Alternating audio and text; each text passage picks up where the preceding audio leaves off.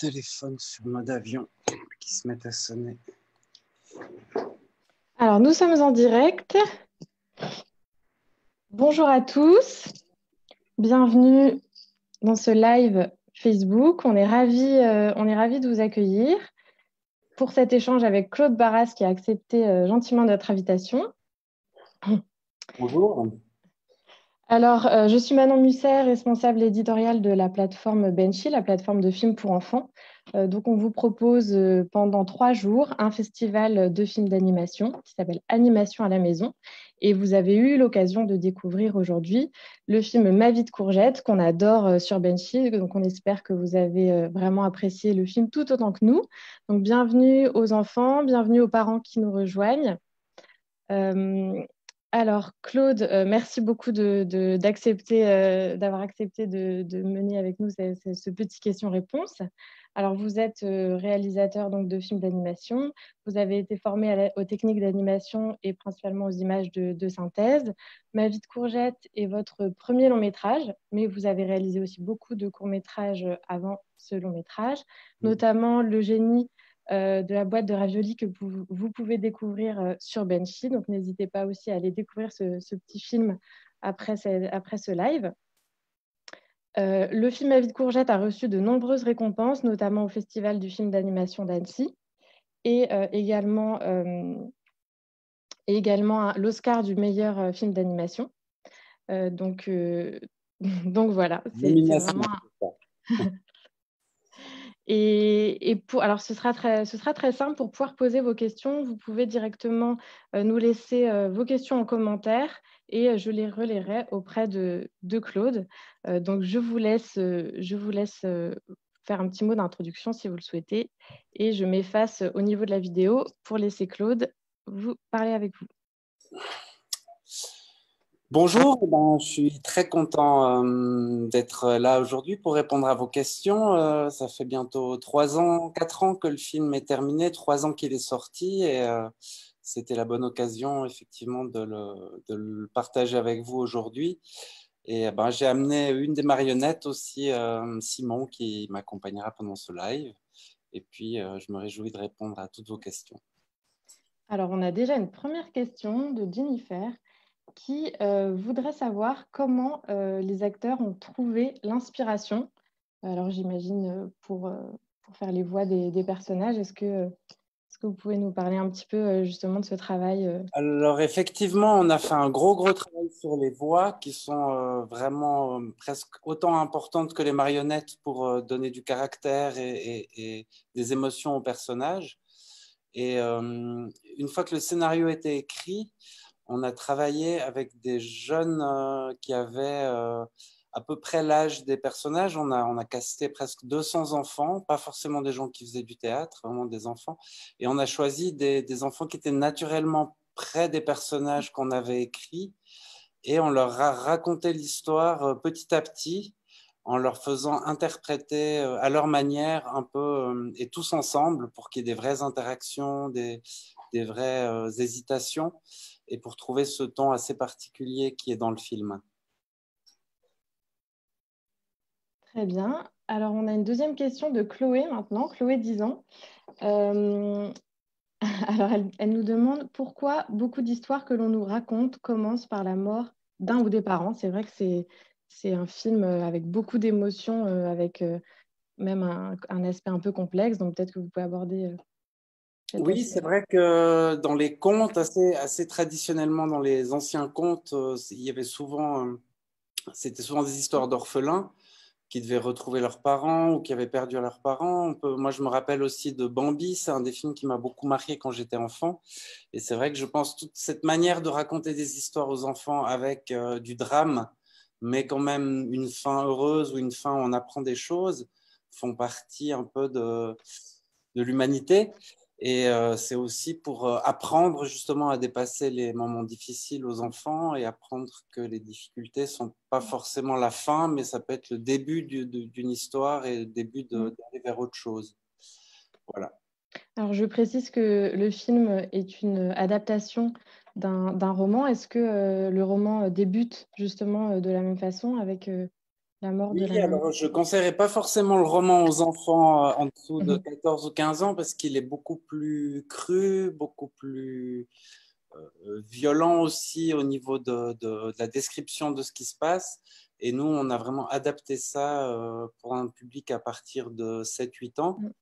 Et oui, dans le livre aussi, effectivement, il y a des interactions beaucoup plus dures avec la mère. C'est aussi un accident, mais ça se passe un peu plus violemment. Voilà.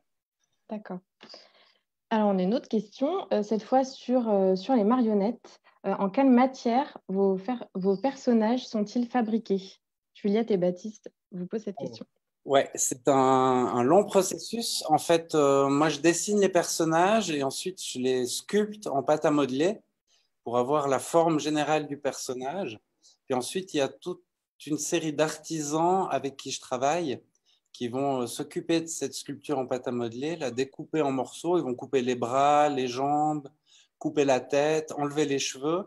Et de chaque partie, ils vont faire des moules. Ensuite, l'intérieur de la marionnette, c'est une armature. Il y a une photo là. C'est une armature avec des articulations comme un squelette en métal. Et puis autour de cette armature, on va mettre de la mousse et puis on va faire des vrais habits en tissu qui viennent par-dessus. Puis pour ce qui est des mains et du cou, c'est du silicone qui va reprendre la forme de la pâte à modeler, puisque le silicone, ça a la même, ça ressemble à la pâte à modeler, mais simplement ça ne se déforme pas quand on bouge. Donc c'est beaucoup plus facile pour l'animation. Et puis la tête, en fait, elle est moulée et la tête est creuse, si vous entendez. Et il y a une petite trappe derrière la tête qu'on peut ouvrir, que vous voyez là, en blanc. Et on peut clipser les yeux, qui sont deux billes avec un petit autocollant dessus pour faire la pupille. Et puis elles sont clipsées à l'intérieur. Comme ça, on peut bouger très facilement ensuite les yeux, comme ça. La tête est légère, donc elle tient sur l'armature, parce que si elle serait pleine, elle serait beaucoup trop lourde. Et puis pour ce qui est des bouches et des sourcils, vous allez voir, c'est tout simple, c'est aimanté. Il y a une petite plaque de métal à l'intérieur et des petits aimants dedans. Et vous voyez qu'on peut très facilement, en bougeant un petit peu les éléments aimantés, faire des expressions très différentes avec le personnage. Et puis quand les personnages parlent, eh ben, on a toute une série de bouches qu'on remplace entre chaque image pour suivre les voix qu'on a enregistrées avant. Je vais le remettre avec un petit sourire parce que je crois qu'il est content d'être avec nous. Et alors, il faut combien de personnages, combien de marionnettes du même personnage pour pouvoir animer?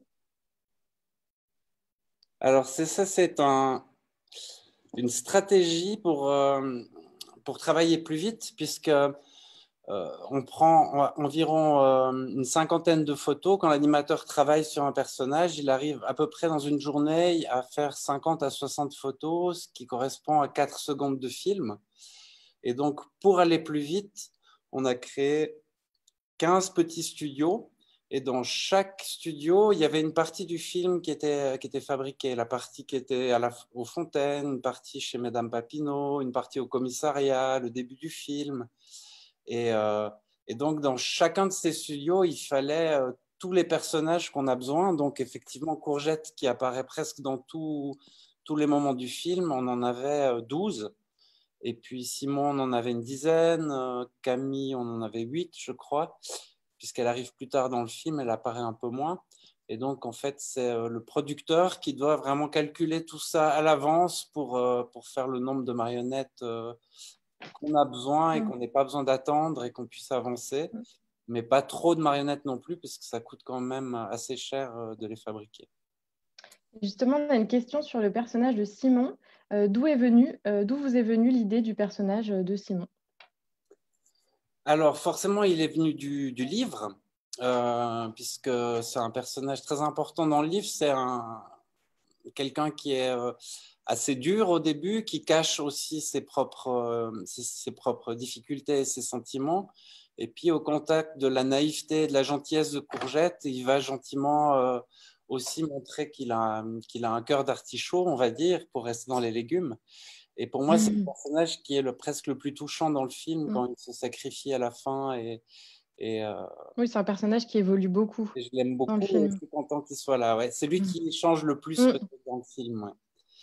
Et après, pour le design, j'ai cherché justement à en faire une espèce de petit punk parce que ça marche bien avec l'histoire. Et puis, c'est clair qu'au niveau des couleurs aussi, j'ai cherché à avoir des dominantes pour chaque personnage. Et comme lui, il est pas mal dans la colère, j'ai choisi le rouge. Très bien. Alors, on a aussi une question de Martin, justement, par rapport à l'apparence des personnages, qui voudrait savoir pourquoi tous les enfants ont des cicatrices.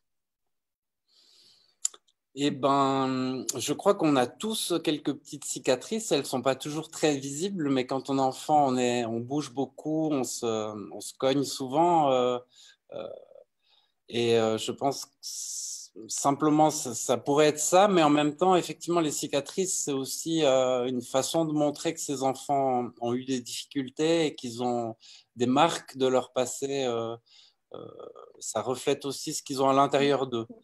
Et comme c'est une histoire d'orphelin, voilà, j'ai pas mal joué avec ça. Ouais. On a Mathilde qui demande ce qui vous amuse le plus dans la fabrication du film et qu'est-ce qui a été le plus difficile. Alors, je crois que ce qui m'amuse le plus, alors c'est une étape que j'avais pas encore connue avant de faire ce long métrage, ça a été l'enregistrement des voix avec les enfants, travailler avec des acteurs pendant 6 semaines, puis revisiter le film avec les acteurs qui amènent plein de choses, et puis en plus c'est des enfants, donc on peut pas travailler non plus 8 heures par jour, il faut faire des pauses, et puis c'est des belles rencontres. Il y en a que je croise encore dans la rue maintenant, c'est des adolescents, ils ont Mm. 14 ou 15 ans, c'est vraiment sympa. Le dernier que j'ai croisé, c'était une manifestation d'Extinction Rébellion pour sauver la planète. Et comme je prépare un petit film, mon prochain long métrage autour de l'écologie, on a pu aussi parler de la suite. Et voilà, c'est très, très intéressant. Alors, on a une autre question de Louise, qui justement, vous parliez des 6 semaines de travail au niveau des voix, si je ne me trompe pas, et qui vous demande combien de temps a pris le tournage du film. Et elle précise, j'avais fait un petit film de stop motion de 10 secondes et ça m'avait pris 2 heures. Voilà, c'est Louise, 11 ans, qui partage aussi Ouais. cette petite expérience avec vous. Eh ben, bravo, c'est très rapide.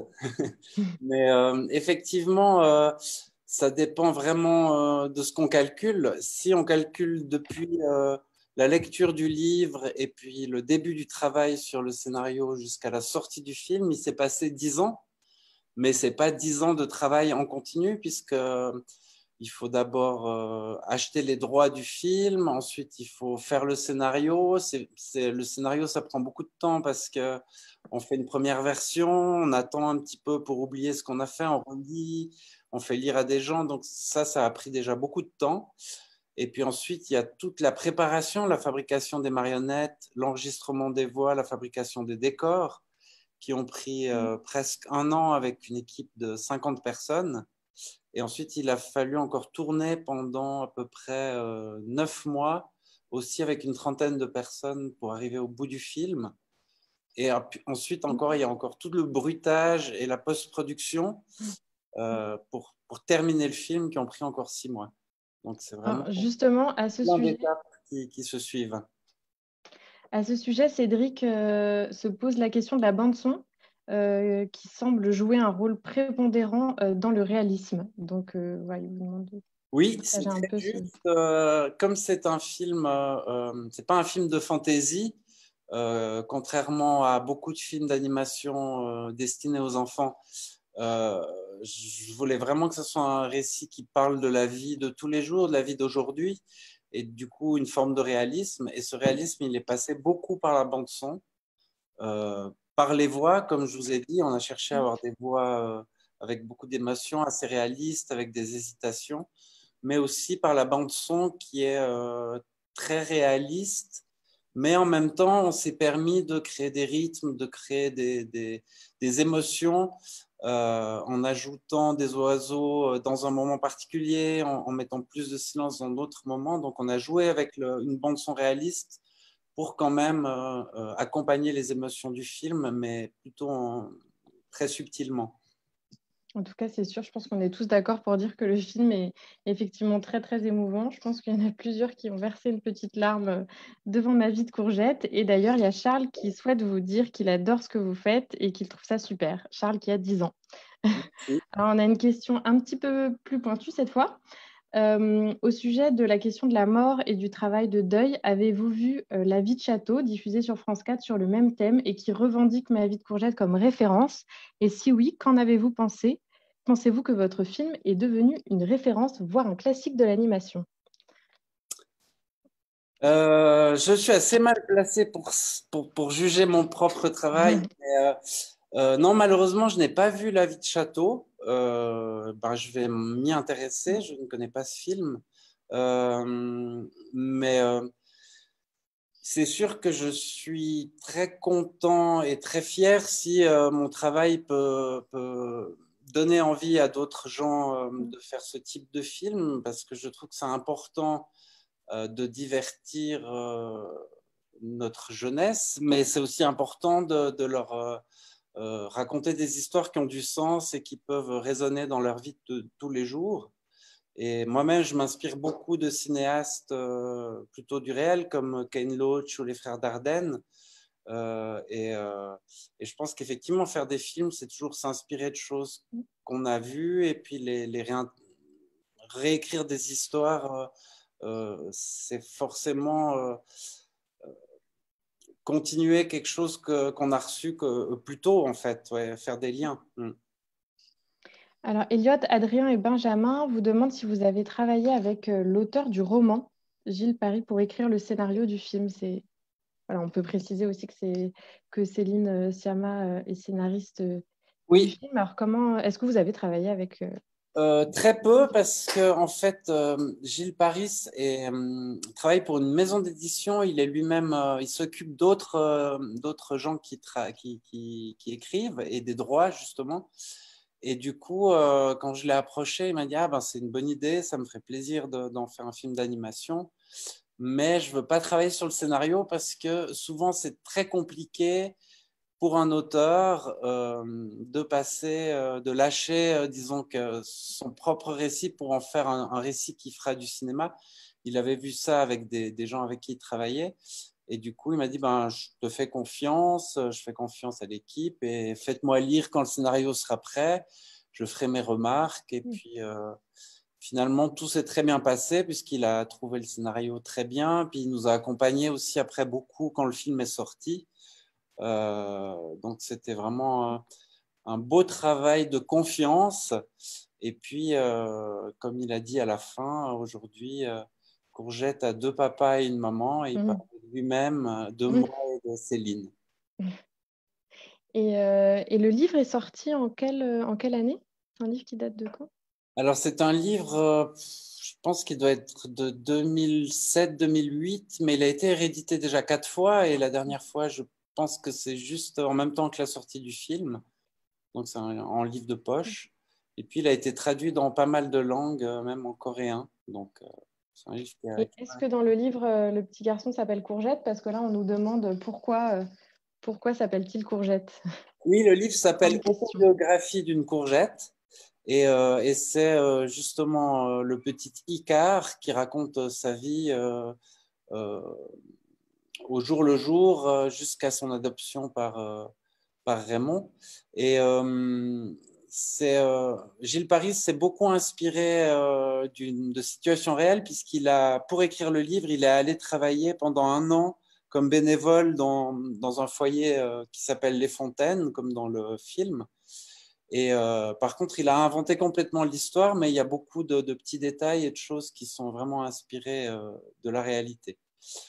Et Courgette, c'est lui-même qui m'a confié que c'était quelques jours avant d'éditer le livre qu'il a eu l'idée de trouver un petit surnom à son personnage. Et Courgette, c'était comme c'est sa maman qui lui donne ce nom, c'était à la fois quelque chose de positif, parce que courgette, c'est comme une petite chose, il y a quelque chose de joli, mais en même temps, il y a aussi l'idée de la courge. Grosse courge, c'est plutôt une insulte, et du coup, ça montrait le rapport difficile, mais quand même l'amour qu'il pouvait avoir entre sa mère et lui. Alors, Adrien nous dit 10 ans, c'est long pour faire un film. Est-ce que vous pensez qu'il existera un moyen de faire plus rapidement dans l'avenir? Eh ben, j'espère bien. Là, ça fait 2 ans et demi que je travaille sur un nouveau film qui s'appelle Sauvage, qui se passe dans la forêt de Bornéo avec une petite fille qui veut sauver un bébé orang-outan face à la déforestation. Et donc là, on démarre le financement du film. On espère bien pouvoir commencer à tourner l'année prochaine, fabriquer encore les marionnettes cette année. Et du coup, peut-être qu'en 5 ou 6 ans, pour ce deuxième film, ça sera un peu plus rapide. Et peut-être encore plus pour le suivant, puisque j'ai déjà un autre projet qui est en tout début d'écriture. L'idée maintenant, c'est peut-être d'avoir plusieurs projets à différents stades pour et puis de travailler avec plus de monde en collaboration pour pouvoir tourner un peu plus rapidement un film après l'autre. Et est-ce que les 2 projets dont vous nous parlez sont aussi des projets en stop motion, donc pour l'animation en volume pour les personnes qui nous Oui, suivent? oui, oui, ça c'est vraiment pour moi, pour l'instant, la seule manière dont j'ai envie de faire des films, parce que j'adore travailler avec ces marionnettes, j'adore les imaginer, j'adore travailler avec toute l'équipe qui les fabrique, et puis j'adore le tournage où c'est comme avec des acteurs, quelque part, on éclaire, on pose la caméra, il y a tout un travail qui se fait un peu à l'ancienne, mais qui est très artisanal et que j'aime beaucoup. Et alors, autre question, toujours liée à la stop motion. Si vous refaites un film, est-ce que les personnages auront les mêmes visages? Enfin, j'imagine le même type de visage, le même. Oui, alors pas vraiment, mais quand même un peu. C'est-à-dire qu'il faut pas. Moi, j'ai pas envie de me cantonner à refaire toujours les mêmes choses. Par exemple, là, les personnages ont 4 doigts. C'était pour gagner un petit peu de temps sur l'animation et puis parce qu'on a des personnages qui étaient quand même très simples. Pour le film suivant, qui est un peu plus réaliste, je vais essayer de passer à 5 doigts. Les têtes seront un tout petit peu plus petites et voilà, il y a chaque fois des choses qui évoluent. Mais je pense quand même que le style avec des grosses têtes et des corps un peu plus petits, c'est un peu une marque de fabrique et c'est aussi très agréable pour les animateurs au niveau du travail, tout ce qui est sur le visage et du coup plus Notamment au facile. niveau des expressions. Voilà, ouais. Donc voilà, il y a des choses qui vont évoluer, mais pas complètement différentes non plus. Et Stéphane vous demande quel est le sujet du second projet que vous avez évoqué. Alors, c'est une adaptation, c'est en fait un producteur français qui m'a contacté et je travaille en ce moment avec une scénariste sur l'adaptation. Et c'est l'adaptation d'une bande dessinée qui s'appelle Ce n'est pas toi que j'attendais et qui est une autobiographie d'un père enfin d'une petite famille qui accueille un enfant porteur de trisomie 21. Voilà. C'est un sujet qui est aussi par le fait que ce soit une adaptation et que ça soit une histoire de famille qui est peut-être plus proche de Ma vie de courgette que le prochain film qui sera plus une aventure tropicale, on va dire. Voilà. Et est-ce que vous avez déjà une petite idée de quand nous pourrons découvrir en salle ce projet? Alors, le premier, j'imagine, parce qu'il sortira avant le deuxième. J'espère fin 2022, début 2023 pouvoir commencer à présenter le film.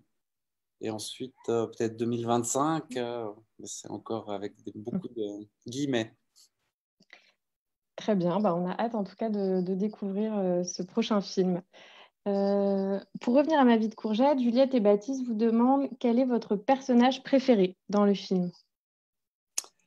Eh ben, je crois que c'est lui, parce que justement, c'est quelqu'un qui cache un peu ses sentiments, qui a l'air assez dur, mais qui finalement va comprendre et et changer et faire des efforts pour les autres. Même derrière son aspect très dur, il est finalement très bon. Mm. Et j'aime bien ce côté-là, je Et au trouve. final, c'est lui qui est le plus triste, on va dire, à la fin. Oui, c'est sûr que c'est lui qui reste alors que ses deux meilleurs amis partent, mais en même temps, il s'occupe aussi des autres qui sont là, donc Mm. ouais, c'est un beau Un personnage. rôle de grand frère aussi. Ouais.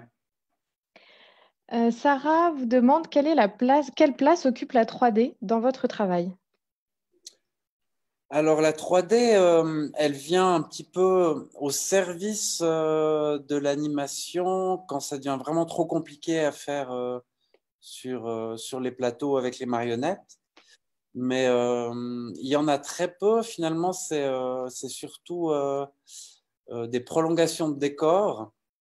C'est-à-dire que tout ce qu'on voit, quand on est à l'intérieur, tout ce qu'on voit à l'extérieur, c'est de la 3D.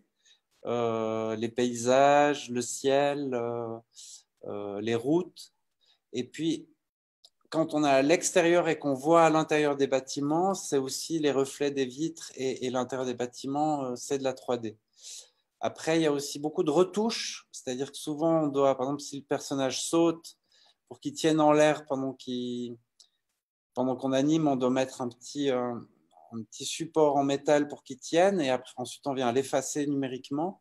Donc, il y a pas mal de travail de post-production où on doit effacer les fonds bleus, remplacer par une image, faire de la 3D pour prolonger les décors. Donc, c'est quand même aussi pas mal de travail sur ordinateur à la fin. Il y a combien de personnes qui a travaillé sur le film en tout dans l'équipe? Alors, si on prend depuis, disons que le scénario jusqu'à la sortie du film, donc tout le tournage, toute la préparation, la post-production, il y a plus de 140 personnes, je crois, sur le générique, qui est assez long. Mais il n'y a jamais eu plus de 40, 50 personnes à la fois. C'est vrai, c'est des équipes qui se succèdent. Ça donne quand même une idée aux spectateurs du travail que représente Oui, un oui, long métrage d'animation. effectivement, un long. Alors, Adrien vous dit que le film est vraiment unique. À quel moment avez-vous compris que le film marcherait, toucherait les gens? Est-ce que ça s'est produit dans une projection en particulier, à une projection en particulier? Ouais, c'était un moment vraiment fou. En fait, on a terminé le film en décembre et on a pu le présenter à Edouard Weintraub, qui était le directeur de la quinzaine des réalisateurs, et qui nous a tout de suite dit, moi j'étais pas là, mais qu'il était intéressé à le prendre. Et du coup, la première projection publique, ça a vraiment été à Cannes lors de la quinzaine. Et c'est vrai que moi, j'avais vu déjà des dizaines de fois le film, je connaissais tout par cœur, donc je sais plus. Tout est des hypothèses, en fait, des hypothèses que le spectateur à tel moment va ressentir quelque chose, il va rigoler, mais on n'a plus du tout de recul pour savoir à quel point ça va fonctionner. Et c'est vrai que dans la salle, on a senti une tension, des silences, et puis chaque petit gag fonctionnait aussi. On sentait que les gens avaient besoin de rire aussi pour se libérer des émotions plus difficiles. Donc à Est-ce ce qu'il y avait moment beaucoup d'enfants? et là, c'était un public que d'adultes. Donc Mm. c'était en plus pas le public que je Mm. visais. Donc c'était Mm. effectivement un moment très particulier, Mm. assez très très gratifiant, mais en même temps assez terrorisant, parce qu'après toute la salle s'est mise à applaudir, il y avait des projecteurs et on comprend plus très bien ce qui se Mm. passe. Mm. Mm. Mm. Mm. C'est comme ça que j'ai découvert que le film pouvait marcher aussi sur un plus large public. C'est vrai qu'il s'adresse autant aux enfants qu'aux adultes, hein. Je pense que les parents ont dû apprécier tout autant que les enfants de Mm. regarder Ma vie de courgette.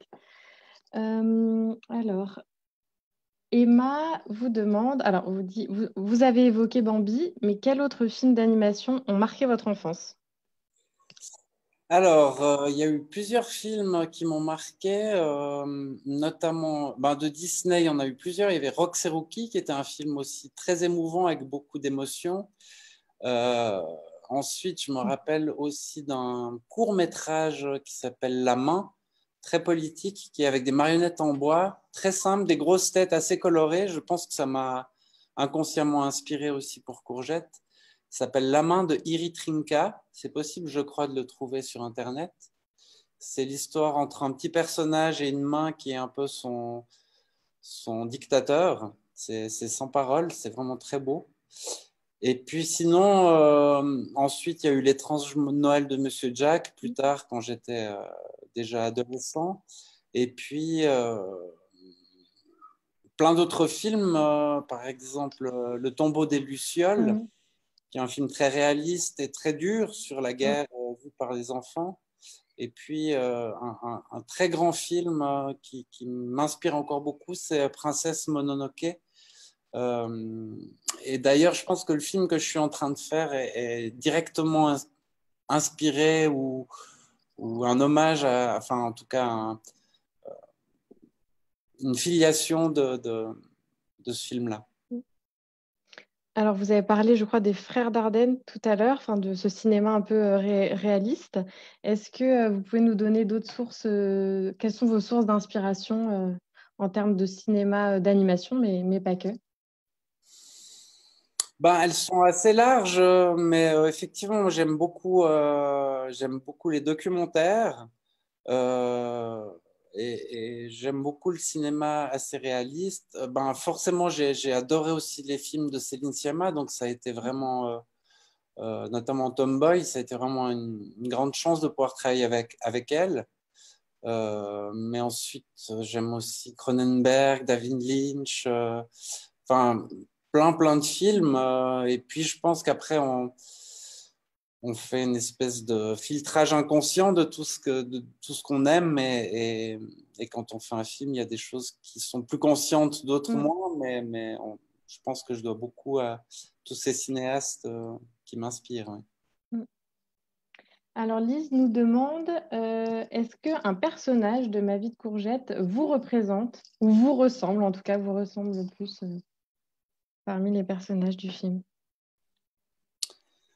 Ouais, il y en a plusieurs. Je pense que je pourrais à la fois être Courgette un peu Simon et un peu Raymond, dans le sens où c'est vrai que quand j'ai enregistré les voix avec les enfants, j'avais vraiment le rôle de Raymond, c'est-à-dire d'être assez bienveillant, en même temps de les cadrer, de leur donner un petit peu un sens au travail qu'on faisait ensemble. Euh, et puis Raymond a un petit côté timide et gentil. Je pense que j'ai un caractère aussi assez doux.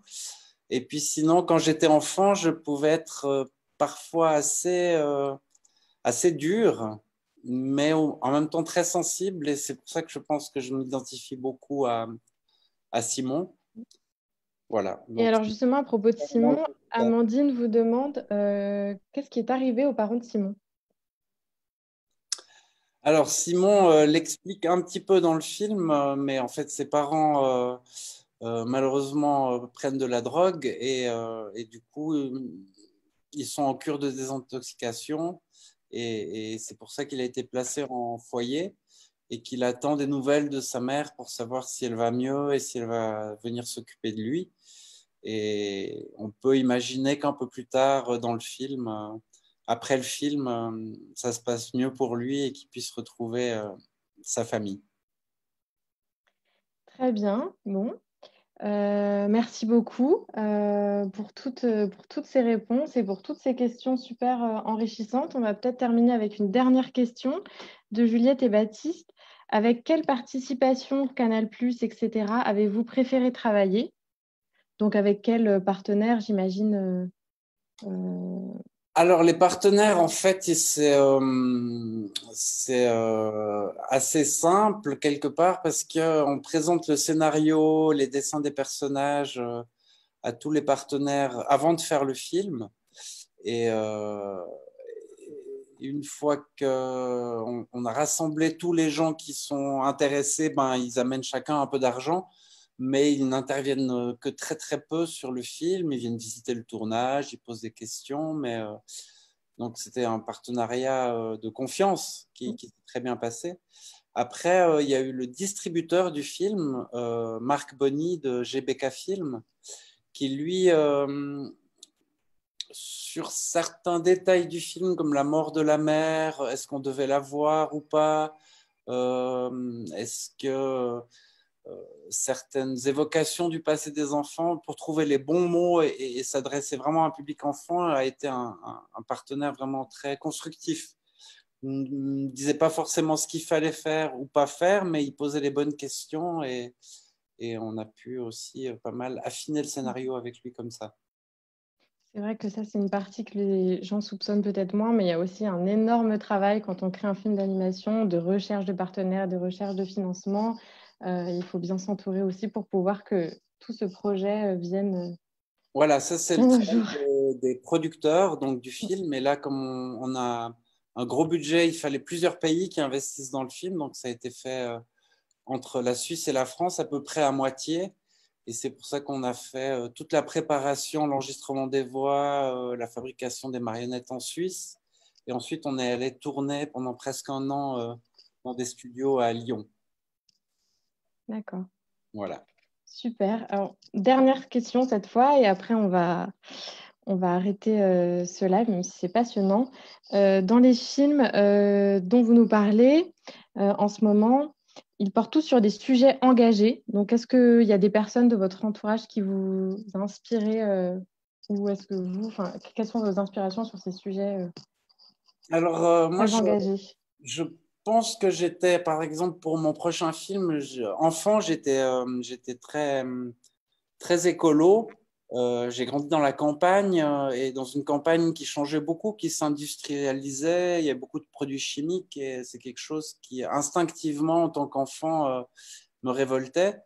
Et c'est vrai que voilà, on est bientôt 30 ans après mon enfance. La problématique est toujours la même. On sait que 70%, enfin 70% des insectes ont disparu. Il y a bientôt plus d'oiseaux non plus. Enfin, la situation est très dure. Et en plus, on voit bien aussi qu'il y a un éveil chez les jeunes à cette thématique. Et du coup, c'est en me reconnectant aussi à ces émotions que j'ai eues enfant, à cette envie de changer le monde, même si on sait que c'est très difficile, que j'ai imaginé faire ce film. Et je me suis inspiré de l'histoire d'un activiste suisse, Bruno Manzer, qui est parti à Bornéo pour défendre la forêt et les habitants nomades de la forêt dans les années 80 et qui a disparu en 2000, certainement éliminé par des milices politiques. Voilà. Donc ça, c'est le début de l'histoire. Maintenant, je raconte une histoire pour les enfants qui est pas forcément l'histoire de Bruno, mais c'est lui qui m'a inspiré cette histoire. Ouais. En tout cas, on espère que ces films insuffleront un peu une petite âme d'engagement auprès de tous les enfants. On l'espère. Le cinéma, c'est aussi fait pour ça. Et ben, on vous remercie beaucoup, Claude Barras. Merci à tous de nous avoir partagé toutes vos questions très intéressantes. Et on se retrouve demain pour la projection de Tout en haut du monde, la séance collective à 14 heures. Et on retrouvera Rémi Chaillet aussi qui nous parlera de son travail à 16 heures. Et merci aussi beaucoup à France Télévisions de nous avoir permis de diffuser Ma vie de courgette. Voilà, on espère que ça vous a plu. À très bientôt. Merci à tous. À Merci bientôt. à tous. Au revoir.